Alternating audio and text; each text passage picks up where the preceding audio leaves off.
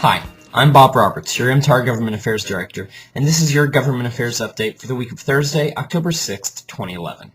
This week's update will cover three topics very briefly.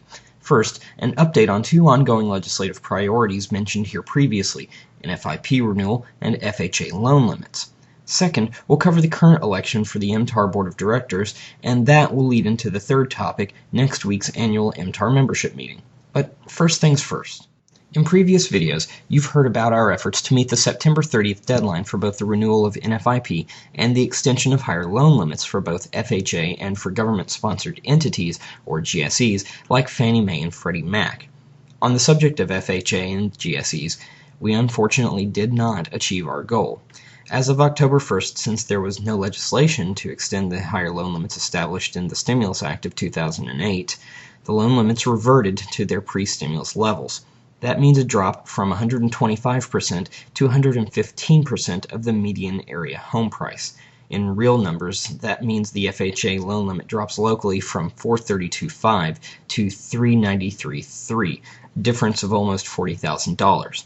And GSE loan limits will drop from $432,500 to $417,000, a difference of over $15,000 in available lending. Within the MTAR area proper, these drops pertain to Cannon and Rutherford counties, but they also apply to the neighboring counties of Davidson, Smith, Williamson, and Wilson, among others, where many MTAR members conduct business. Also, this drop in available lending will create ripples in the market that will eventually be felt in all areas. NAR is still working with Congress to get the higher limits reinstated, and the call for action on this issue is still live and waiting for your participation at RealtorActionCenter.com. As for NFIP, the bill for a 5-year extension, H.R. 1309, still hasn't come up for a Senate vote, but the program didn't lapse either.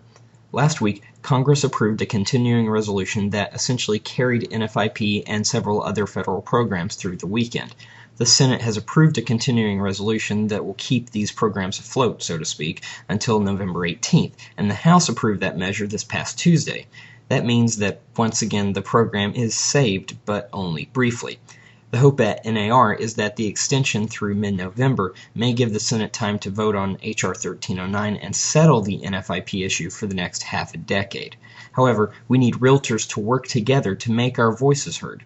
Call and email your senators Lamar Alexander and Bob Corker today to remind them that you want stability in flood insurance so that there will be less uncertainty in the housing market. And if you haven't taken part in our flood insurance call for action yet, that one can also be found at RealtorActionCenter.com. Having spent a few minutes talking about our elected officials in Washington, let's now switch gears and talk about our elected officials here at MTAR. Our MTAR Board of Directors is the governing body for this association, and it's comprised of realtors like you. Each year, our incoming board lineup and the new slate of board officers must be voted in by the membership.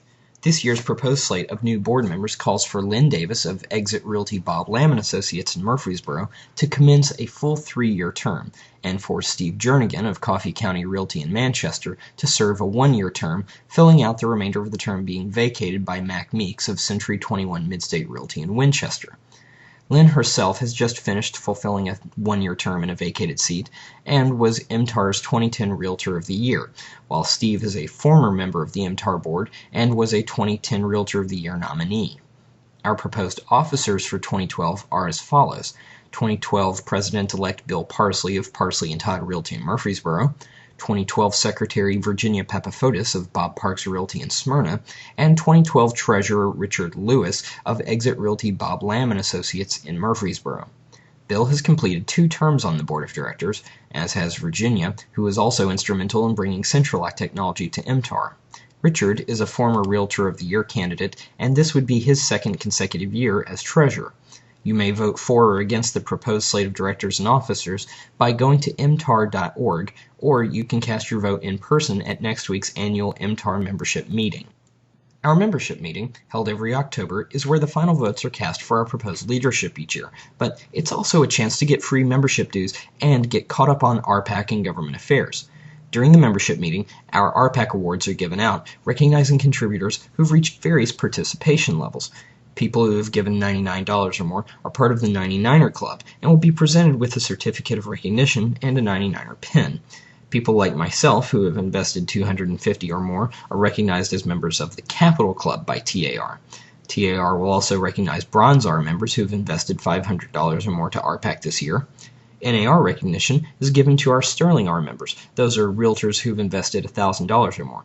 This year, Janice Carlton of Coldwell Banker Seagrove's niece in Shelbyville is a Sterling R, as she has been for several years now. Special recognition will be given to the companies that have achieved 100% RPAC participation this year. Those companies are Century 21 Midstate and Monteagle, JS Properties, Middle Tennessee Realty Group, Pinnacle National Bank, Properties Unlimited of Tennessee, Remax Choice Properties, and Wayne Belt Realty. We invite you to join us next Wednesday, October 12th at 11:30 a.m. for the membership meeting.